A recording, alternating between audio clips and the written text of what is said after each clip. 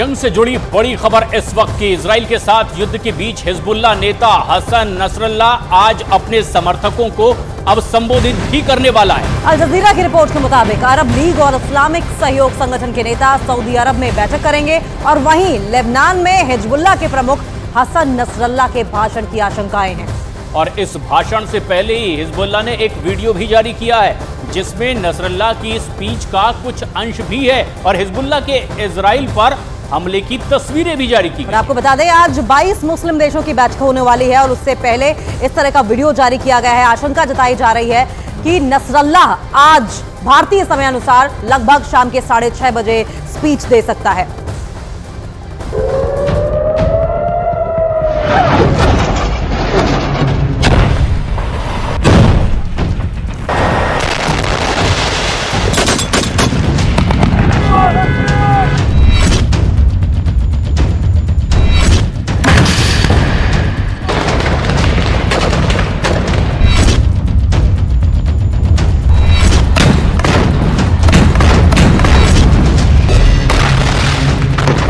ولكن الله غمر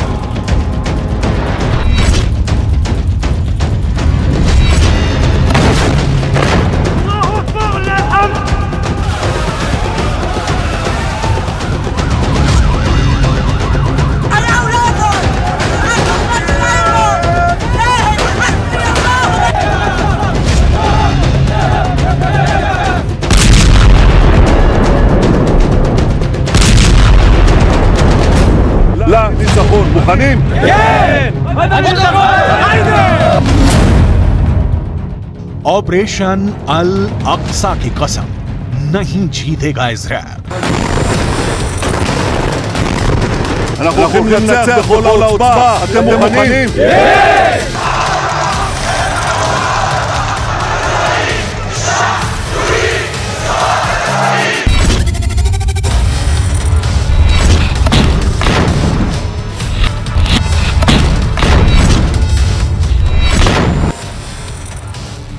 Hamas के पास हारने को कुछ नहीं बचा है।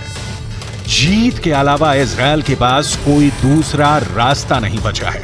7 अक्टूबर को जब हमास के हमले के बाद से 1 महीने से ज्यादा की जंग हो चुकी है, लेकिन अभी तक हमास के 45,000 लड़ाकों को इजरायली सेना सफाया नहीं कर पाई है।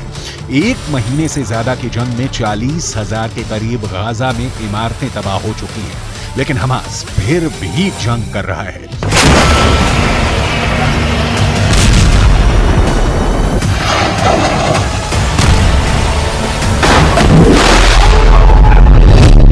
इजरायल की वॉर कैबिनेट के दावों के मुताबिक 5,000 से ज्यादा हमास के लड़ाके मारे जा चुके हैं, लेकिन उसके बावजूद हमास लगातार उत्तरी गाजा में इजरायली सेना और उसके टैंकों पर जमकर हमले कर रहा है।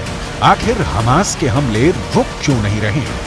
लेबनान की राजधानी बेरूत में बैठा हमास का प्रवक्ता अबू उबैदा डंके की चोट पर कह रहा है कि ऑपरेशन अल अक्सा की कसम, नहीं जीतेगा इजरायल।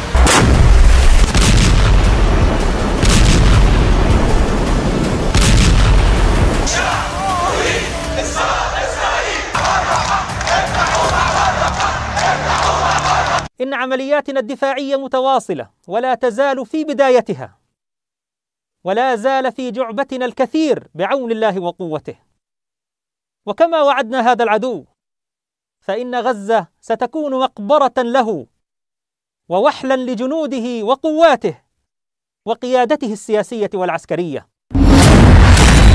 बुरादा नहीं, बारूद है हमास।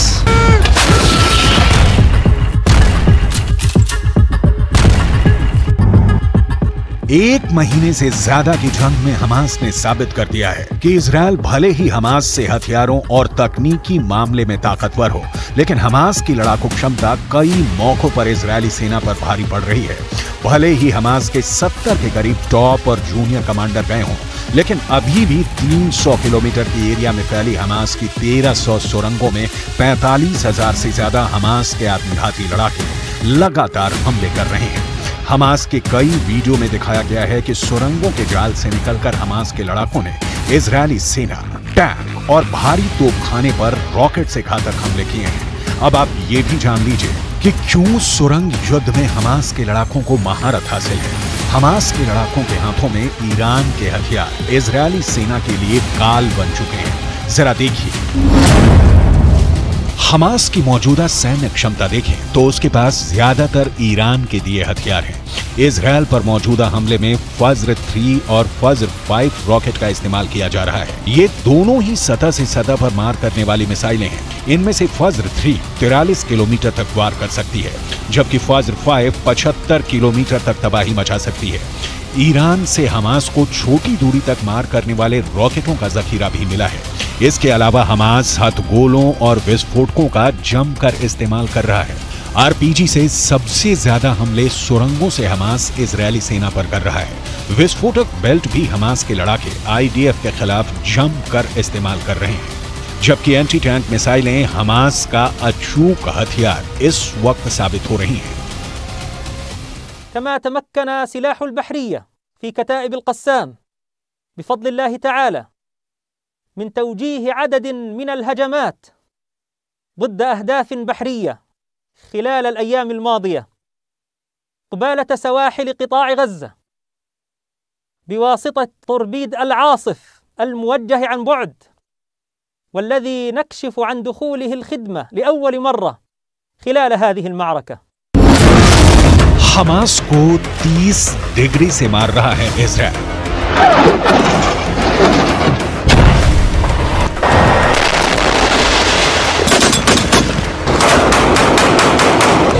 इजरायली सेना आईडीएफ ने गाजा में भीषण विनाश लीला चरम पर पहुंचा दी है।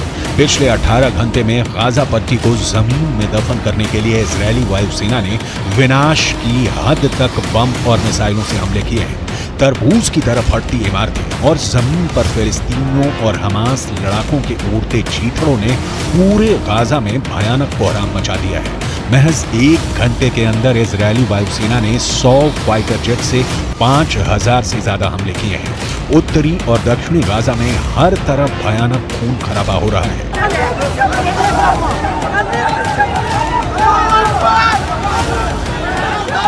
שנמצאים עכשיו בקו החזית, הם יודעים שהעם כולו עומד מאחוריהם. הם מבינים את גודל המשימה. הם נכונים לפעול בכל רגע כדי למגר את מפלצות הדמים שקמו עלינו לכלותנו.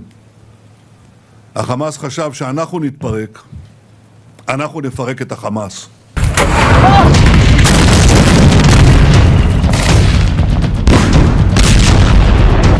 वहीं दूसरी तरफ